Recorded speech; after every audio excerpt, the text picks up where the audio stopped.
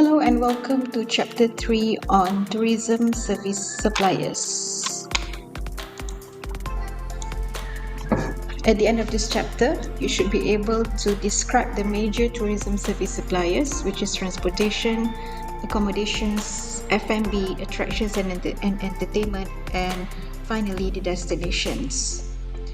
If you refer back to the tourism model in Chapter 1, so tourism service suppliers is located or placed at the third level or third phase of the tourism model, which is the service suppliers. Suppliers in tourism and hospitality industry means the company or the organization that provides the service to the tourists or to the travelers to help and facilitate them doing them tourism activities. So the first topic, the first sub-chapter ataupun the first topic that we are going to cover today is transportation,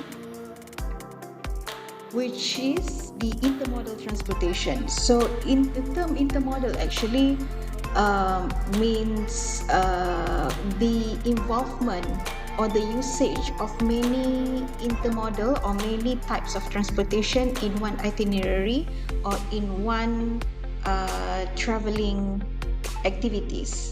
So there are many other modes of transportation in addition to planes, trains and automobiles, and transportation is often intermodal, with travelers relying on several different modes of transportation to reach their final destinations. And it provides a variety of transportation connection options to feed passengers to cater increased traffic volumes. So if you refer to this intermodal transportation and times, you would see that there are many modes of transportation or a few modes of transportation is used in each itinerary. So nombor satu ni different itinerary, number two different, and then nombor tiga ni is a different itinerary. So kalau kita tengok the first one, the flight from Hong Kong to Chicago, the travelers will be traveling by flight, and then once they reach at the Chicago, and then on the way they take the bus from Chicago to Kalamazoo, and then from Kalamazoo to Mackinac City they take another flight, and from Mackinac City to Mackinac Island, so they will travel by ferry or by car until they reach to the final destination, and total time is 25 hours and 35 minutes. The second itinerary is flying from Hong Kong to Vancouver using flight, and then when they reach to Vancouver to Sowerson Ferry Terminal, they can take the boat or ferry, and then or maybe they can take a bus and also take a car to Swartz Bay Ferry Terminal and to reach to the Fairmont Empress Hotel. And the same thing here, they're using flight and also they're using taxi to reach to the Four Seasons Hotel in Boston. So intermodal, basically what you need to understand is the usage ataupun penggunaan a few modes of transportation in one itinerary ataupun in one traveling activities. So there are many types of transportation that are available from the very beginning ataupun from the early days until today.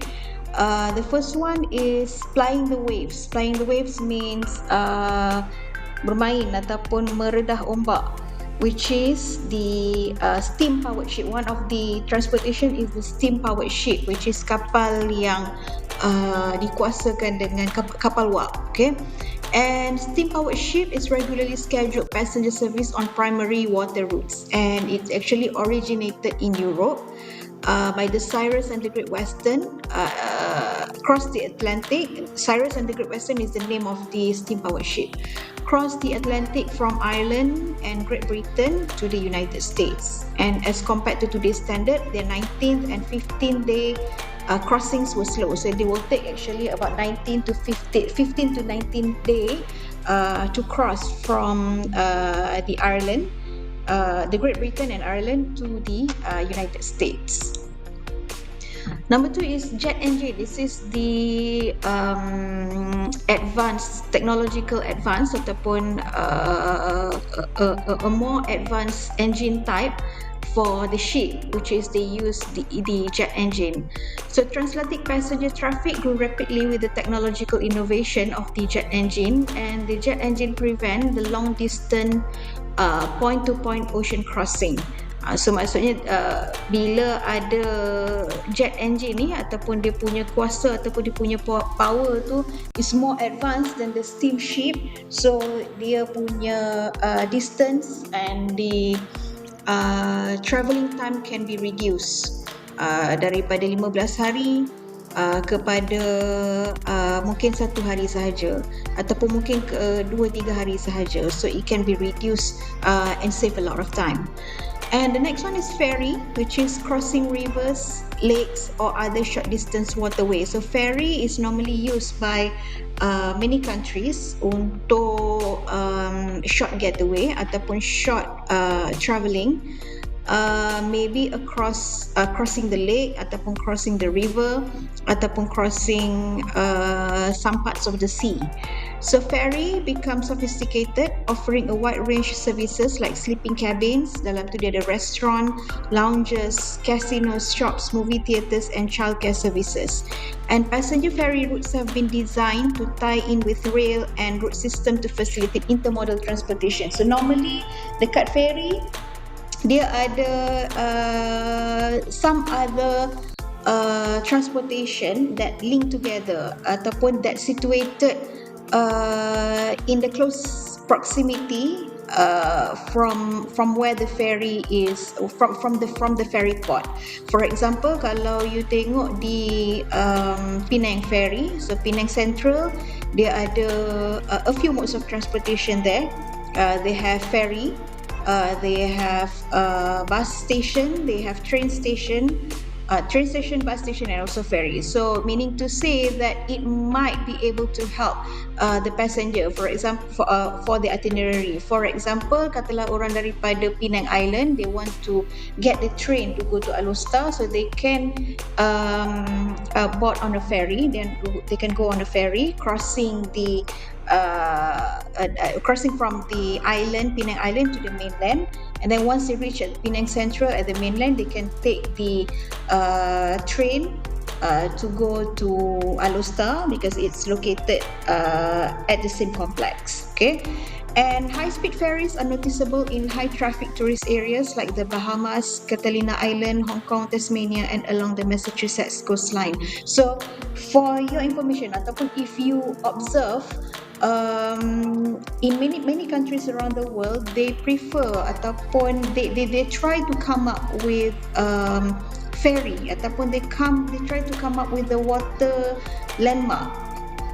Kalau satu negara tu dia tak ada laut ataupun dia tak ada sungai ataupun dia tak ada laut ataupun sungai ataupun tasik semula jadi, so they will create a tasik ataupun man-made lake. Dia akan create tasik buatan manusia, because it is undeniable that water landmark dekat mana-mana tempat pun, water landmark ni adalah satu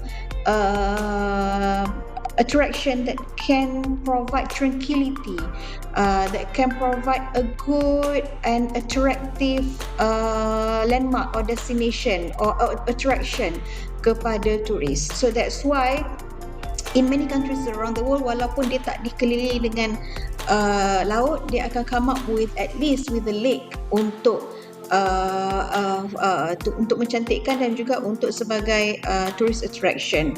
As I mentioned, it is undeniable that the water landmark ni can provide tranquility, especially kalau ada bunyi air tu, it can provide tranquility kepada people who stays or people who visit the area. And the next transportation is riding the rails, which is train transportation. So passenger rail service had its origin in Europe, and it can be in long distance rail travel with sleeping and legitimate food facilities, and also short distance rail travel. And the train terminals normally built in center of cities for the convenience of the passengers to go to the central location. So in Canada, we have Amtrak via Rail Canada. Amtrak ni adalah dia punya company, the company that provides services, that provide train services. So we have Amtrak and via Rail Canada in Canada and US. In Asian and European, also famous with train. In China, Germany, India, and Japan, is the largest number of train passengers. They have high-speed rail development due to heavy population. For example, U-Rail and also bullet train. Kalau tengok di India, India punya train is actually one of the main transportation ataupun major transportation, the first choice for the citizens of India. Dia punya tempat duduk kadang-kadang ada seating, kadang-kadang tak ada seating. Some of the seating adalah numbered seating, some free seating.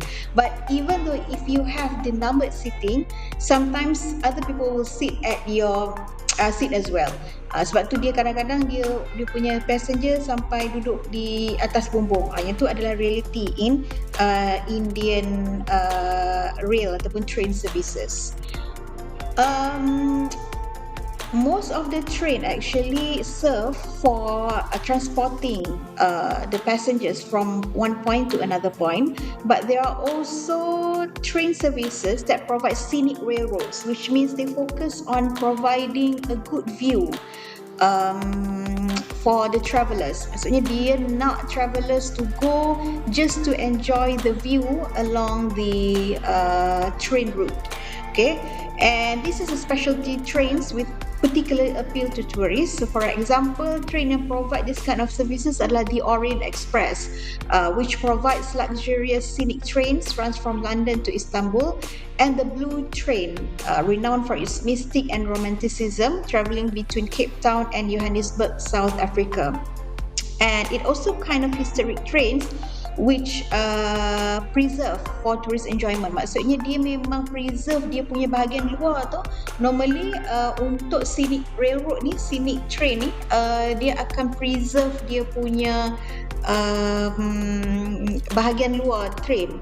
Bahagian dalam normally they have renovated and fully equipped with facilities, with modern facilities, but on the facade ataupun on the outer side, normally they will remain dia punya classic view untuk